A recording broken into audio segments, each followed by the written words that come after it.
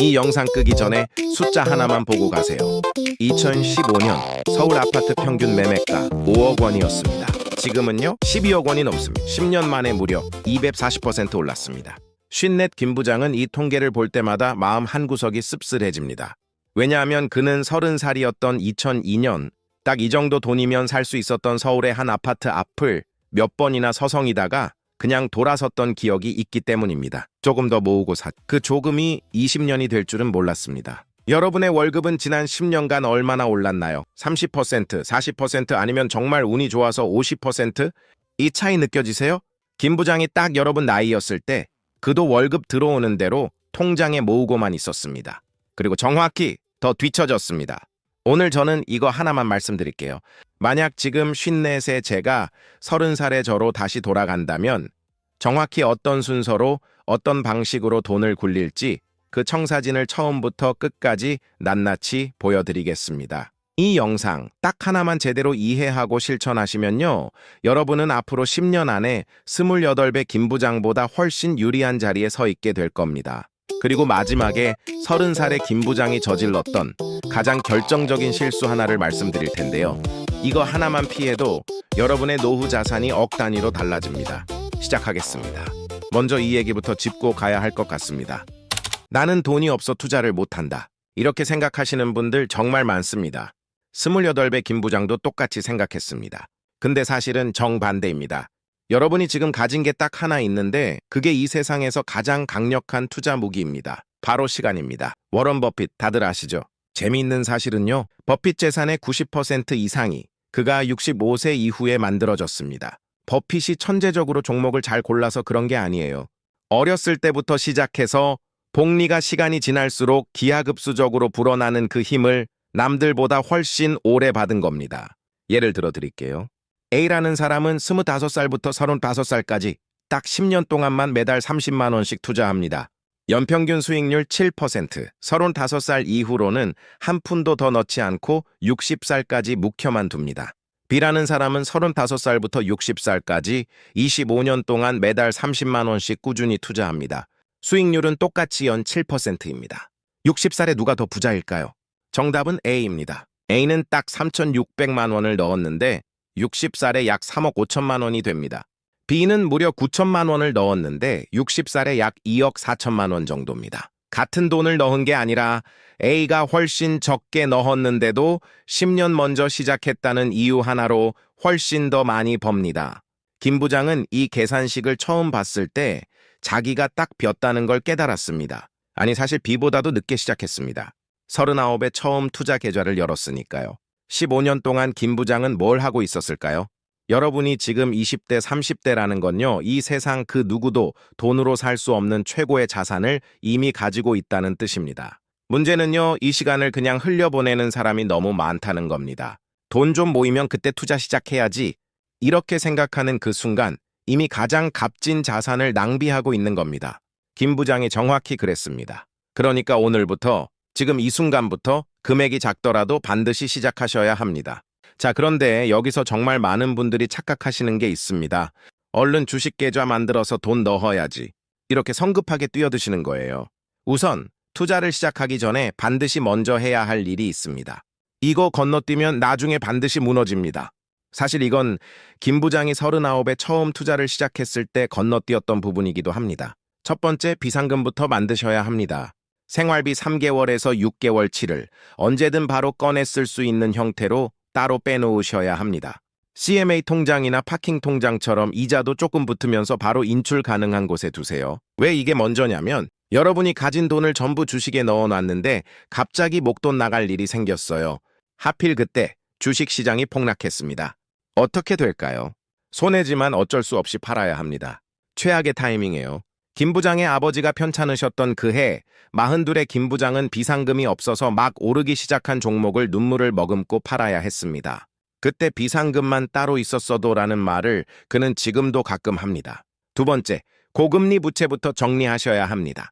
카드론, 리볼빙, 저축은행, 신용대출처럼 금리가 15%, 20% 넘는 빚이 있다면요. 이건 투자보다 무조건 먼저 갚아야 합니다. 20% 금리 빚을 갚는 게 연 20% 수익률을 확정으로 얻는 것과 똑같은 효과입니다. 이보다 확실한 투자는 없습니다.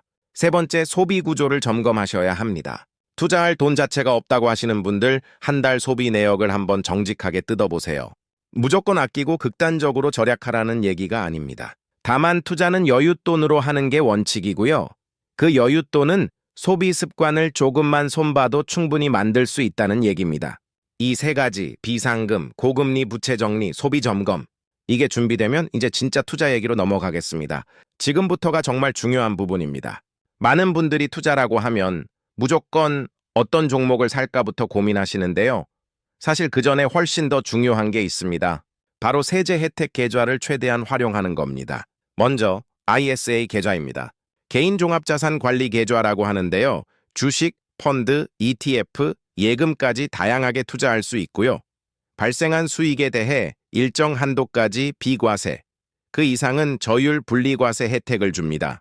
의무 가입 기간이 3년인데요. 이 3년만 버티면 세금 혜택을 그대로 받을 수 있습니다.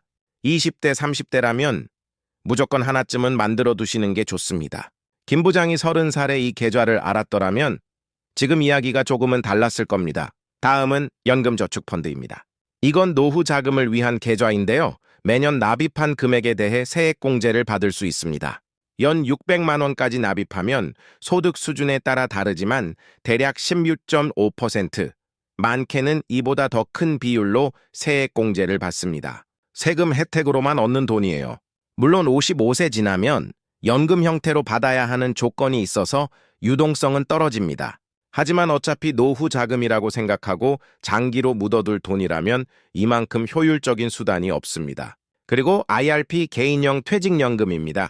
연금저축과 비슷한데요. 한도가 조금 더 크고 세액공제 한도도 합산해서 더 늘어납니다. 정리하자면 투자를 시작할 때 순서는요. ISA로 먼저 시작하고 여력이 되면 연금저축펀드와 IRP까지 채우는 겁니다. 자, 이제 정말 많은 분들이 궁금해하실 부분, 그래서 뭘 사야 되냐는 질문에 답해드리겠습니다. 결론부터 말씀드리면요. 20대, 30대 대부분에게 가장 합리적인 선택은 개별 종목이 아니라 인덱스 펀드, 그 중에서도 ETF입니다. 통계를 보면 답이 나옵니다.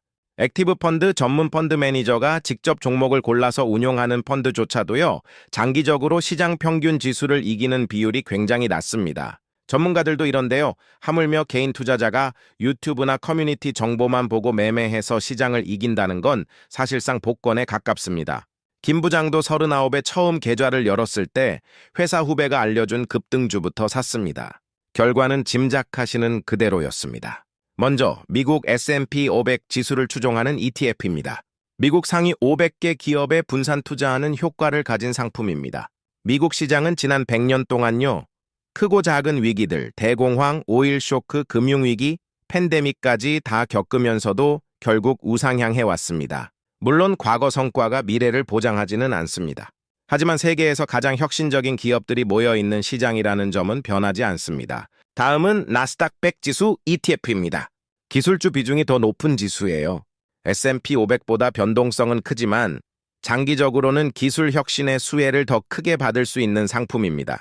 그리고 국내 상장된 미국 지수 ETF도 있습니다. 타이거 미국 S&P 500, 코덱스 미국 S&P 500 TR 같은 상품들이 국내 증권사에서 원화로 편하게 거래됩니다. 특히 ISA나 연금저축 계좌 안에서는요, 이런 국내 상장 ETF로 미국 지수에 투자하는 게 세제 혜택을 온전히 받는 방법입니다. 여기서 정말 중요한 포인트 하나 말씀드릴게요. 종목을 하나만 몰빵하지 마세요. 자산 배분, 그것이 핵심입니다. 이건 조금 뒤에 자세히 다루겠습니다. 성장주만큼 중요한 게 하나 더 있습니다. 현금 흐름을 만들어주는 것, 바로 배당 투자입니다. 인덱스 펀드가 자산의 가치가 불어나는 걸 지켜보는 투자라면요, 배당주는 정기적으로 현금이 들어오는 투자입니다. 시장이 폭락했을 때를 생각해 보세요. 성장주 위주로만 포트폴리오를 짜면요, 계좌 잔고가 반토막 나는 걸 그냥 지켜볼 수밖에 없습니다. 근데 배당주가 섞여 있으면요, 주가가 떨어져도 매 분기마다 배당금이 꼬박꼬박 들어옵니다. 이 현금 흐름이 심리적 안정감을 주고요, 오히려 그 배당금으로 하락한 주식을 더 싸게 살 수도 있습니다. 미국에는 배당킹, 배당 귀족이라고 불리는 기업들이 있습니다. 25년 이상, 심지어 50년 이상 배당을 늘려온 기업이에요. 개별 배당주를 고르기 어렵다면요. 배당 성장주를 모아놓은 ETF도 좋은 선택이 될 수 있습니다. 다만 주의할 점이 하나 있습니다. 배당 수익률이 지나치게 높은 종목은 조심하셔야 합니다. 배당률이 10%, 15% 이렇게 비정상적으로 높다면요. 이건 회사에 심각한 문제가 있어서 주가가 폭락한 결과일 가능성이 큽니다. 이제 많은 분들이 궁금해하실 부동산 얘기를 해보겠습니다. 솔직하게 말씀드릴게요. 지금 서울 아파트를 20대, 30대 사회초년생이 현금만으로 사는 건 현실적으로 굉장히 어렵습니다. 이건 부정할 수 없는 사실입니다. 그렇다고 부동산을 아예 포기해야 할까요? 그건 또 아닙니다. 몇 가지 현실적인 접근법을 말씀드릴게요. 먼저 청약을 놓치지 마세요. 청약 통장은 무조건 만들어 두셔야 합니다. 특히 신혼부부 특별공급, 생애 최초 특별공급처럼 20대, 30대가 유리한 제도들이 있습니다. 당첨만 되면요, 시세보다 저렴하게 내 집 마련의 기회를 잡을 수 있습니다. 가점이 낮더라도 특별공급 조건에 맞는지 꼭 확인해 보세요. 김 부장은 32의 청약 통장을 만들어 놓고 정작 한 번도 진지하게 청약을 넣어본 적이 없었습니다. 언젠가는 넣어야지. 그 언젠가는 오지 않았습니다. 그리고 무리한 영끌은 피하셔야 합니다. 금리가 낮을 때는 이게 통했지만요. 금리가 오르면 이자 부담이 감당 안 되는 상황이 올 수 있습니다. 내 집 마련은 인생의 중요한 목표지만요. 소득의 대부분을 대출 원리금으로 갚아야 하는 상황까지 스스로를 몰아넣는 건 위험합니다. 그리고 리츠 REITs를 활용하는 방법도 있습니다. 직접 건물을 사지 않아도 부동산에 투자할 수 있는 방법이 있습니다. 상장된 리츠 주식을 사면요. 오피스 빌딩이나 물류센터, 데이터 센터 같은 대형 부동산에 소액으로도 분산 투자할 수 있고요. 임대 수익을 배당 형태로 받을 수 있습니다. 목돈이 부족한 지금 시기에는요. 무리해서 직접 부동산을 사기보다 리츠로 부동산 자산군에 조금씩 노출을 만들어가는 것도 현실적인 전략입니다. 결론적으로요. 내 집 마련은 장기 목표로 두시고요. 청약을 꾸준히 준비하면서 그 사이에는 리츠나 다른 투자로 자산을 불려나가는 게 현실적인 접근법입니다. 이 얘기를 안 할 수가 없죠. 암호화폐, 비트코인 얘기입니다. 주변에 코인으로 큰돈 벌었다는 사람 이야기 많이 들으셨을 겁니다. 근데 그 이면에는요, 코인으로 전 재산을 잃은 사람들 얘기는 잘 안 들리죠. 암호화폐 시장의 특징은 극단적인 변동성입니다. 만약 암호화폐에 관심이 있다면요, 전체 투자 자산의 5% 이내, 많아도 10%를 넘지 않는 선에서만 투자하세요. 그리고 그 돈은요, 없어져도 삶에 크게 지장 없는 돈이어야 합니다. 생활비, 전세보증금 같은 돈을 코인에 넣는 건요, 투자가 아니라 도박입니다. 그리고 절대 빚내서 투자하지 마세요. 같은 원칙이요, 밈주식이나 테마주, 급등주 매매에도 적용됩니다. 재미로, 소액으로 경험 삼아 해보는 건 몰라도 여러분의 자산 형성 핵심 전략이 되어서는 절대 안 됩니다. 자, 이제 실제로 이 모든 걸 어떻게 조합할지 구체적인 자산 배분 전략을 알려드리겠습니다. 투자에는 중요한 법칙이 하나 있습니다. 100에서 자기 나이를 뺀 숫자만큼 주식 비중을 가져가라는 겁니다. 30살이면요, 100에서 30을 뺀 70%를 주식에, 나머지 30%를 채권이나 안전자산에 배분하는 거죠. 요즘은 기대 수명이 늘어나면서요, 이 기준을 좀 더 공격적으로 110이나 120에서 나이를 빼는 방식도 많이 씁니다. 20대, 30대라면요, 사실상 자산의 80%에서 90%까지도 주식에 배분해도 괜찮다는 뜻입니다. 왜냐하면요, 여러분에게는 시간이라는 무기가 있으니까요. 지금 당장 시장이 하락해도요, 회복할 시간이 충분합니다. 구체적인 예시를 하나 들어드릴게요. 20대 후반, 30대 초반의 사회초년생이라면요, 이런 식의 배분을 고려해 볼 수 있습니다. 전체 투자 가능 자산 중에서요, 먼저 비상금은 별도로 6개월치를 빼두고요. 그 다음 투자 자산의 60%는 미국 S&P 500이나 전 세계 지수를 추종하는 ETF에, 20%는 배당 성장주나 배당 ETF에, 10%는 국내 우량주나 성장 가능성이 높은 산업 ETF에, 나머지 10% 이내는 리츠나 소액의 대체 투자에 배분하는 방식입니다. 이건 어디까지나 하나의 예시고요. 절대적인 정답은 아닙니다. 중요한 건 비율 자체가 아니라 원칙입니다. 핵심 자산은 안정적인 인덱스 투자로 채우고 나머지 일부만 좀 더 공격적이거나 재미삼아 하는 투자에 배분한다는 원칙 말입니다. 여기서 정말 중요한 실천 방법 하나를 알려드릴게요. 바로 적립식 투자, 전객 분할 매수라는 방법입니다. 영어로는 달러 코스트 에버리징이라고 부릅니다. 방법은 아주 단순합니다. 매달 정해진 날짜에 정해진 금액을 정해진 상품에 기계적으로 투자하는 겁니다. 주가가 올랐든 내렸든 신경 쓰지 않고 그냥 똑같은 금액을 넣습니다. 사람들은 본능적으로 주가가 오를 때 더 사고 싶어 하고요. 주가가 떨어지면 무서워서 팔고 싶어 합니다. 이게 바로 대부분의 개인 투자자가 손해를 보는 이유입니다. 적립식 투자는요, 이런 감정을 완전히 배제시킵니다. 주가가 비쌀 때는 같은 돈으로 적은 수량을 사고요. 주가가 쌀 때는 같은 돈으로 더 많은 수량을 사게 되니까 평균 매입 단가가 자연스럽게 낮아지는 효과가 있습니다. 그러니까 여러분, 급여일 다음 날로 자동이체를 걸어두세요. 월급이 들어오자마자 정해진 금액이 투자 계좌로 자동으로 빠져나가게 만드는 겁니다. 김 부장이 지금 하고 있는 방법입니다. 30살에 시작했더라면 얼마나 좋았을까? 그는 지금도 가끔 생각합니다. 자, 이제 실제로 많은 사람들이 투자를 하면서 저지르는 실수들을 짚어드릴게요. 사실 이건 39의 김 부장이 하나하나 다 겪었던 실수들이기도 합니다. 첫 번째, 뉴스와 소문에 휘둘리는 겁니다. 이 종목 곧 뜬다더라. 누가 얼마 벌었대. 이런 얘기 듣고 그때그때 매매하는 분들 정말 많습니다. 근데 여러분 귀에 들어올 정도의 정보는요, 이미 늦은 정보입니다. 시장은 훨씬 빨리 움직입니다. 두 번째, 손실을 확정짓지 못하는 겁니다. 주가가 떨어지면요, 곧 오르겠지라며 계속 붙잡고 있다가 결국 회사 자체가 망가지는 경우를 지켜만 보는 분들이 많습니다. 반대로 조금만 이익이 나면요, 겁이 나서 바로 팔아버리죠. 이걸 손실은 키우고 이익은 잘라내는 최악의 패턴이라고 부릅니다. 세 번째, 너무 자주 계좌를 들여다보는 겁니다. 하루에도 몇 번씩 앱을 켜서 잔고를 확인하는 분들, 이거 스트레스만 늘어나고요, 오히려 잘못된 판단을 하게 만듭니다. 장기 투자를 하기로 했다면요, 계좌 확인은 한 달에 한 번, 많아야 일주일에 한 번 정도로 줄이세요. 네 번째, 분산 없이 한 종목에 몰빵하는 겁니다. 아무리 좋아 보이는 회사도요, 예상치 못한 악재로 무너질 수 있습니다. 반드시 여러 자산에 나누어 분산 투자하셔야 합니다.